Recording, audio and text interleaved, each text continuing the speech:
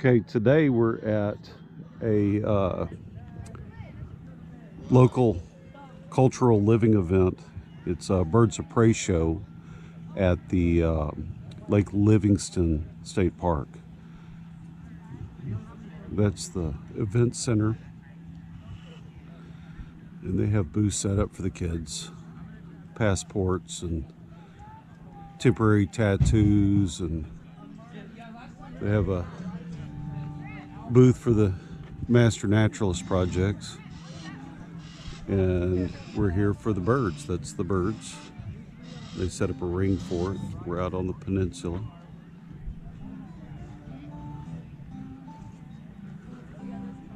There's Pine Island.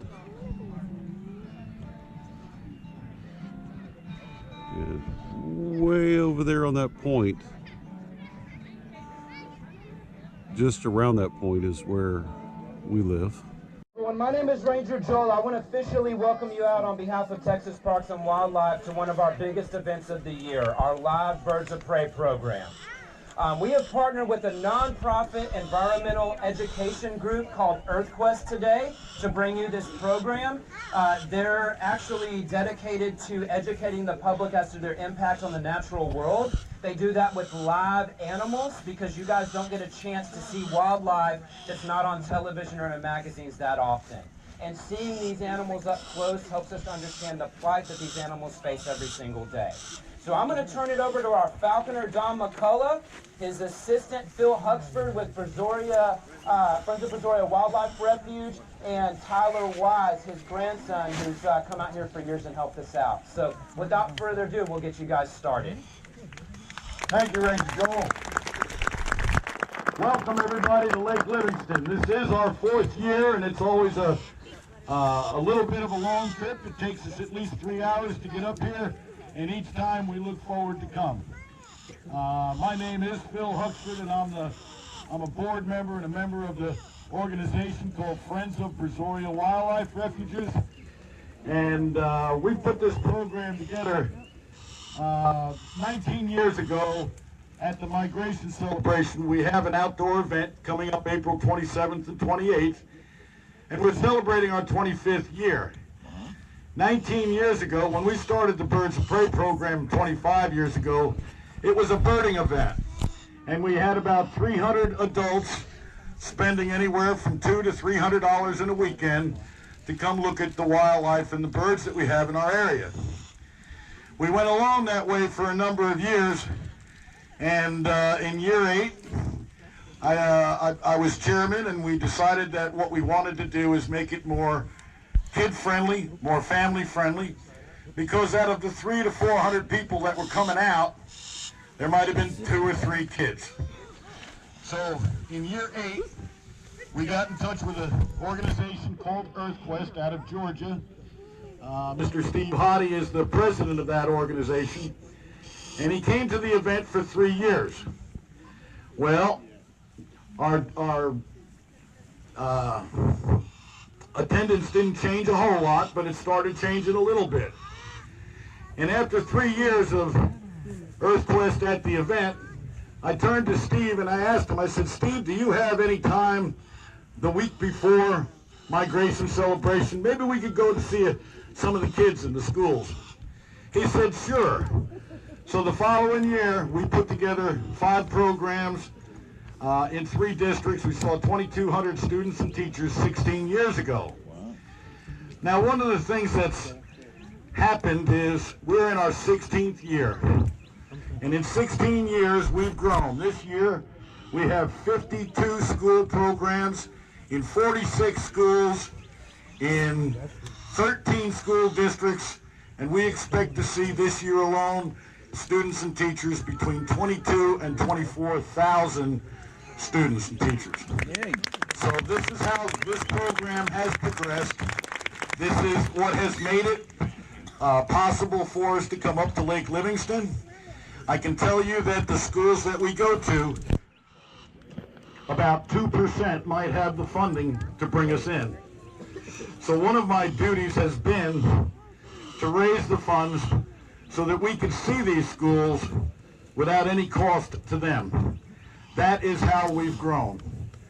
I can tell you that we have the school kids write thank you letters to our sponsors, and I let them all know that the only reason that I can go raise money each year is because they sent thank you letters, and when I walk in, they call me by name and say, "Oh, is it Birds of Prey time again?" That's all the positive side of things. Anybody raising money knows that raising money for projects is the most difficult part of all of it.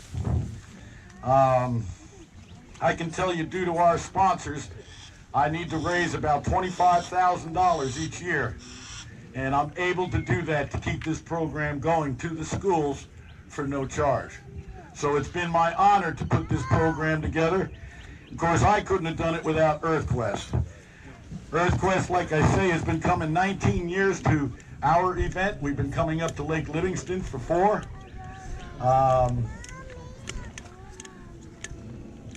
Steve Hottie is the president and founder of Earthquest, and Steve Hottie, for the last 3 years, has been here. So any of you folks that have seen the program here before, or even other places in years past, we have a different falconer this year. Mr. Hottie is ill this year and could not leave Georgia. Now, I've got to say, now that I said that, we have high hopes for him. He's doing well, and we truly expect him to recuperate and be back here next year. But what has happened over the years is when, by the way, the first year, the 5 schools was 3 days a week before the migration celebration. With 54 programs in schools alone this year, we started the second week in February. So a week ahead of the program, our event has turned into almost 3 months worth of work of Birds of Prey. So they're spending a good time here, and Steve just could not break away from treatments for his health reasons. So we've got Don McCullough. Don McCullough, how does he fit in? Well, when Steve's out here for a month or 2 or 3, Don is Steve's partner, and Don does the work back in Georgia and Alabama.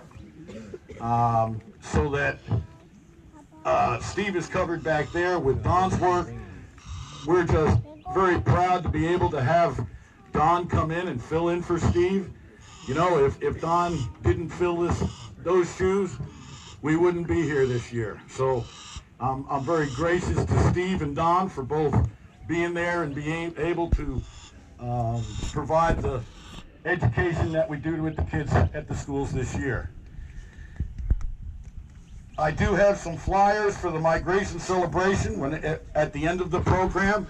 I just want to mention, because of years past, we have 2 more public appearances. April 13th, we will be in Baytown for Nurture Nature. Now again, the reason I mention this is, in the last 2 years, we've done Nurture Nature after Lake Livingston, and a number of folks have come from this event to that event. So the other 2 events we've got, actually 3 events, is Quintana County Park in Brazoria County, April 20th at 11 o'clock. The migration celebration is April 27th and 28th. And then those of you that are just east of here, we're going to be at the Game Warden's spring event in Mont Bellevue on April 4th. So if these dates fit anybody's location, please join us. We'd love to have you. With that, let me go ahead and turn it over to Mr. Don McCullough. He is our master falconer and educator. And I tell the kids each year that they're learning about the birds of prey. But the birds of prey is just a small part of our natural world. And what applies to them applies to all of our natural world and animals. And when we talk about the adaptations and the habitat and the food, if we don't conserve these things for the birds, the rest of them won't be here either.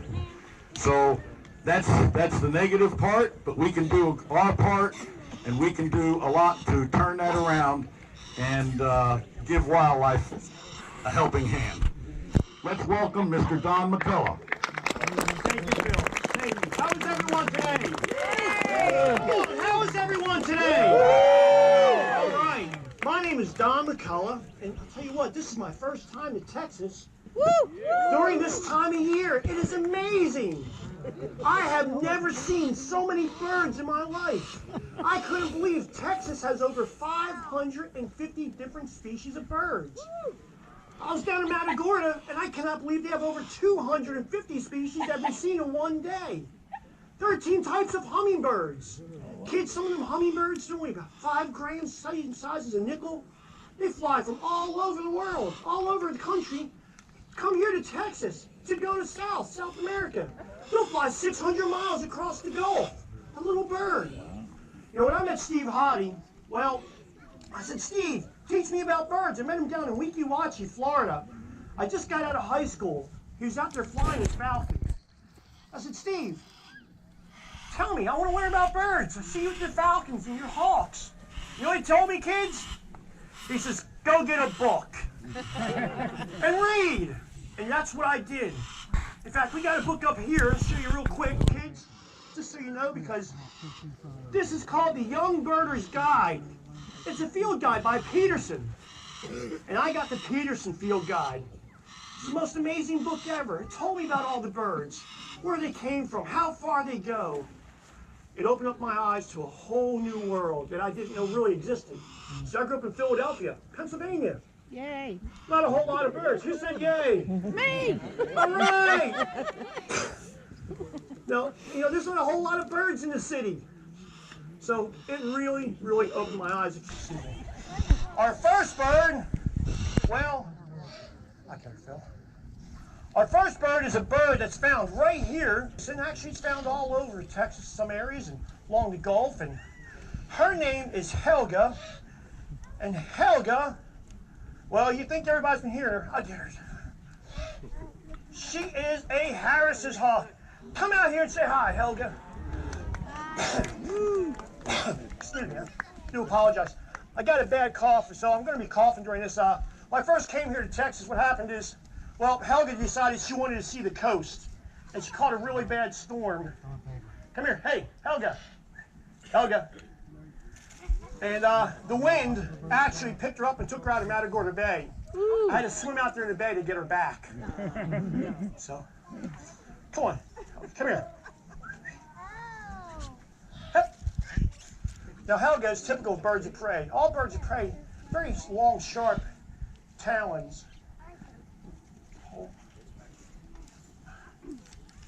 Here you go, Joel. What we're going to do is this. We're going to let you go ahead and watch Phil there. Let Helga fly back. They have very sharp talons. Oh, look out, Phil! Duck! I mean, hawk! Take that, Phil. So, she loves that hat, Phil. I don't know what it is. Helga's been taking Phil's hat just about every program now we go to. I'll tell you, Joe, just do that yourself, if you don't mind. Helga, go on back. Hey, turn it around so she can see the food. You have to turn it around. Okay, gotcha. And then touch it. Helga, back. Hup. There we go. Okay, you see Helga, how she flies? You see when she lands, those tail feathers come out? A hawk has over 2,000 feathers. Come here. Hup. And can control every single one of them. Harris hawks, they're a really unique hawk. Do you know it's the only hawk that hunts cooperatively? So in the wild, some of the hawks will get really high, way up in the air. And the other hawks, well, they'll get down on the ground and they'll chase out the rabbits or the rats. Come here, hey. Helga. Come on, Helga. Also, Harris hawks, they live in communities. In fact, if the hen dies on the nest, well, the other birds will actually come in and they'll start taking care of the babies for them. Aww. In some areas, well, Harris hawks, because they live in deserts, they don't have trees. And what they'll do is they'll do something called stacking. They'll land on top of the Sonora cactus, and then the next house will land on top of that one, and on top of that one. In fact, some areas, you go out there and see communities of Harris hawks that have been around for years. We got some more birds to bring out. And what I'll do is, where'd Joel go? I'm right here. Let's do this, Joel. Let's do this. Stay. I want you to put one more piece on that, and we're going to try to get her to fly back into the box. Okay, cool. So once Helga goes to the back, kids, I'm going to need your help. We're going to say goodbye to Helga in just a minute. Not yet. Go see Joel. Go see Joel. Not yet. No, no, no, no. Come here. Come on, let's go. All right. Here she comes, Joel. Move your hand. All right. On the count of 3, we're going to tell Helga to go home. Hold on. 1, 2, 3. Say, Helga, go home. Helga. Hey, go home. Look out, Phil. Wait a minute. She took a detour. She likes Phil's hat. I don't know what it is. I think Phil's keeping chicken on it or something. Come here. All right. Let's see this again. Helga. Uh-oh. I dropped the mic. Hey. Helga, get in there. All right, come on. We're having some technical difficulties. Both Helga and I. Come here. Hey. Yep. All right, Helga. Let's go one more time. Go home. Go home. You missed. What's wrong? She's trying to go home. Hold on 1 second. Start the truck. What is going on, Helga? She's just wanting to have fun. Come here. Helga. She's a bird of play. I hear you. That's good. A bird of play. She wants to play. Come here, Helga. Help. Now. She has it. Come on, get in there. Come here. All right, let's try this again. Let's go from a shorter distance. What's wrong, Helga? Come here. Hep. Come on. There we go. You know,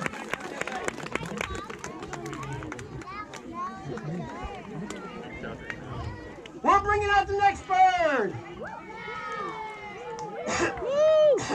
But the next bird, well, it's pretty common. It's found right here in Texas as well. In fact, you'll see it going up and down every single road you may have in your backyard. We're not going to tell you what kind of bird it is. See if you can guess. Her name is Abigail. Abigail. Abigail is a hawk. She's a red-tailed hawk. Come here, Abigail. Hey, Abigail. Come here. Hey. There we go. See her red-tailed feathers? Kids, let me tell you, when a red-tailed hawk is born, they actually only have brown feathers. Some people call it a chicken hawk. Get back over in the perch. Yep. Now, yeah, chicken hawk. This is the farmer's friend. See, red-tailed hawks, they control a rat and mouse population. In fact, you see those little tanks over there? Come here. Hey. Get the post. Get her to fly back over. Alrighty. Wow, she's pretty neat, isn't she, when she lands? Here you go. I'm going to call her back up there, Joel. Why don't you go over on this side this time? Yes, sir. Why don't you go over there? Let's have her fly over some of the other people. Come here. Hey. Oh, you beat me there. I thought she was coming after my hat, Phil. Yeah, right. That's not Helga. You know, our birds, we really enjoy them. Sometimes, well, we can work with them all day long, but you never know what they're going to do. You ready? All right, go ahead. Way up there. Hey. There we go. That's Abigail. She's a red-tailed hawk. No, red-tailed hawks. Well, they have a pretty rough life. Hey, come here. We don't have to buy a new bird. No. All right. Tyler gets a raise. The Cub Scouts are out in force. Looks like Pack 116 from Bellevue.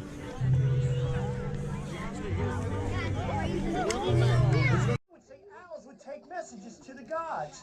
But you know what, when I go to all these schools, you know some kids ask me, do owls deliver mail? No, they don't deliver mail. Of course not, but her name is Freda. And Freda, you may recognize her. She's one of the largest owls. Have you ever seen Harry Potter? And we're going to let Freda out. Freda, come on. Hey, Phil, she's ready. Freda, say hello. Hey, it's Phil. She likes the hat.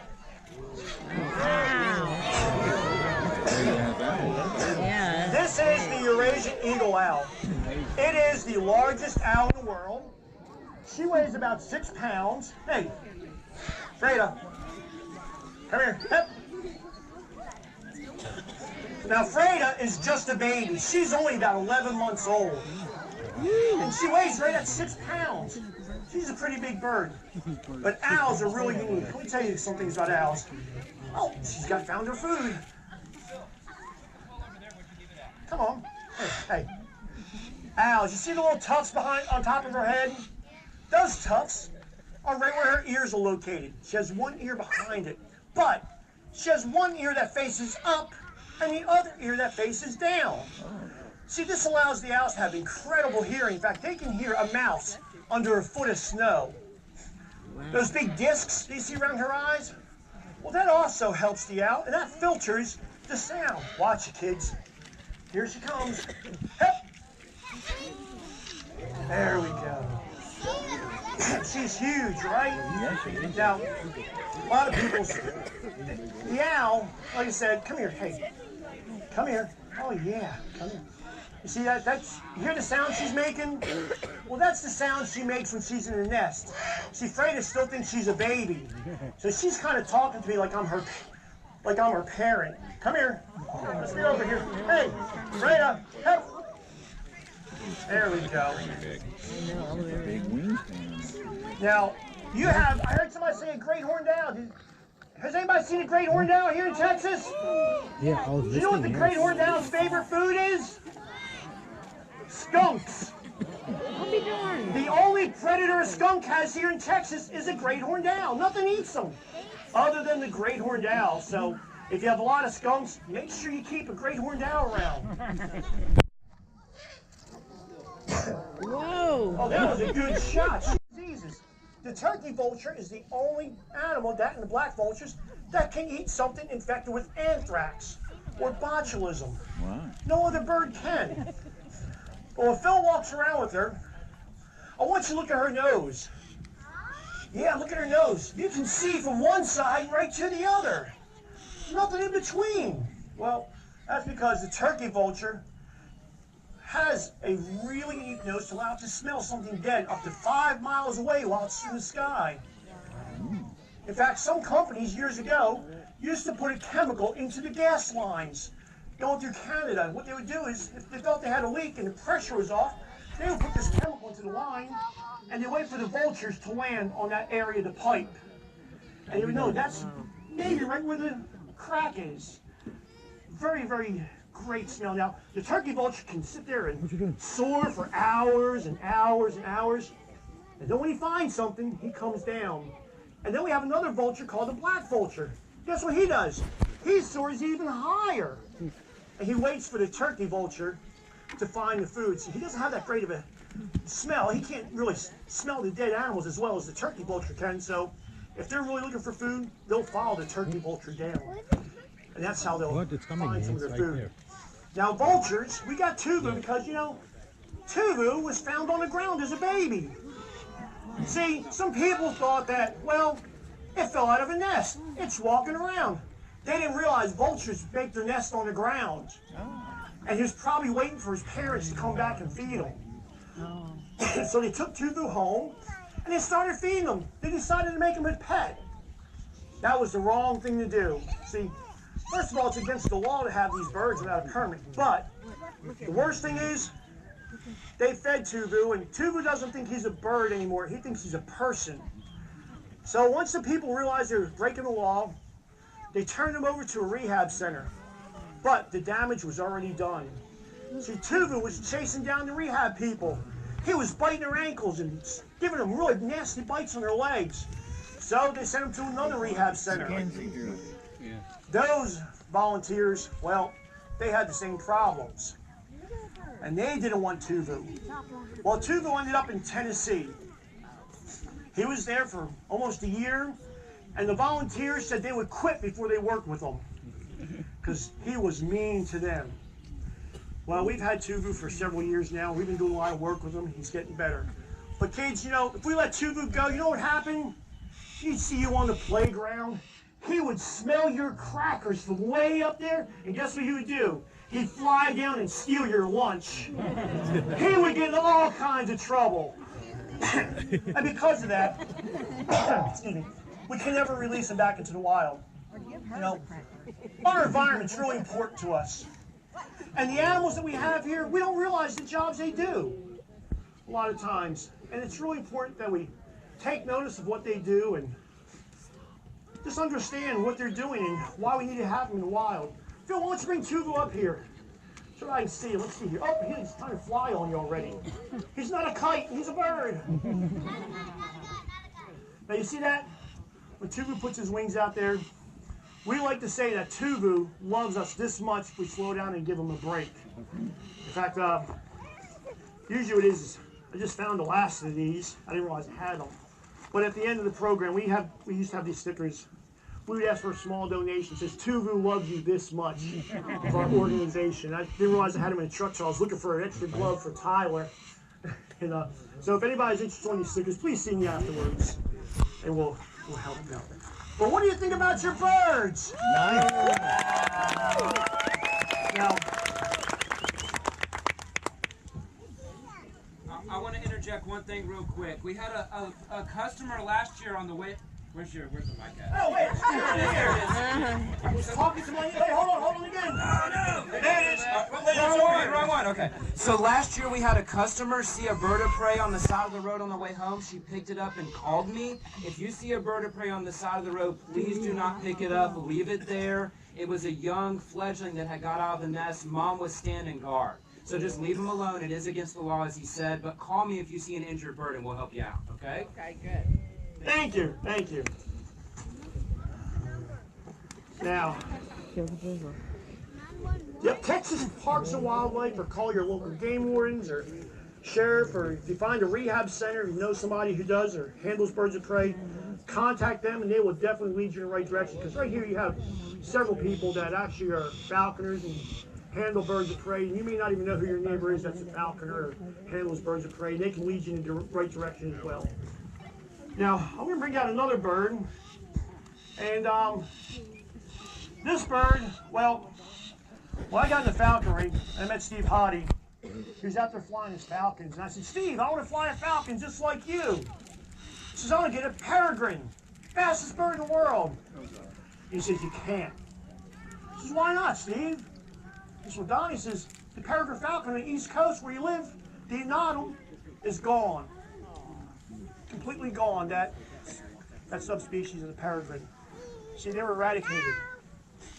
They were gone because of diseases, and not only diseases, but chemicals especially. The chemicals was DDT. It was an agent that we used to spray our ground and crops, and well, because of that, a lot of the birds died. How many have seen the pelicans on the coast? The brown pelicans. Who knows what brown pelican is? There are hundreds of them, isn't there? Well, you know, years ago, there was less pelicans than what was raised in their hands. There's maybe only 50 pelicans left, if that. But now, because of the work that government agencies like the U.S. Fish and Wildlife Services does, the parks, helping bring back our environment, you'll see the brown pelicans, you'll see the bald eagles, and you'll even see the peregrine falcons in Houston nesting. They're all over. They've made a great comeback. So the next bird we're going to bring out is a falcon, and his name is Smoke. Hold on one second. Let me just move this out of the way.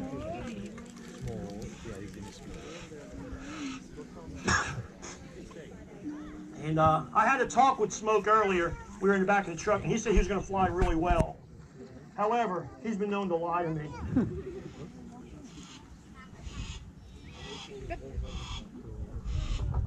Hey there, Smoke. Now, Smoke is actually a falcon that we have here called a Merlin, and he's a hybrid. He's a cross between a Merlin and a gyrfalcon, which is one of the largest falcons. Oh, I hear you. You want to come out? Hold on. Hold on. Hold on. We're going to bring out another falcon after this, too.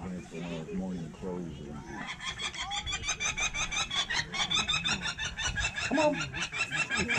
Oh, yeah, yeah. Come on, fly. There we go. Hey! Hey! Bye.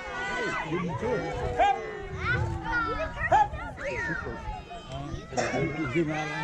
Hey! In the tree, no. Hey! Hey! Hey!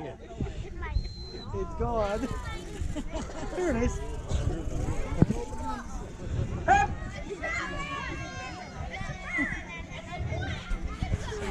Come on! Hey! He's all right. He's going to make a turn around the trees, and he's going to come through right through the middle, right down, and land right over here.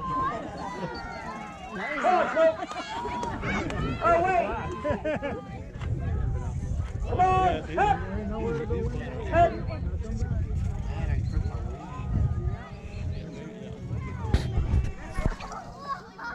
Come on. Hep. Hep. Hep. Now, don't put up your hands or anything, so. Hep.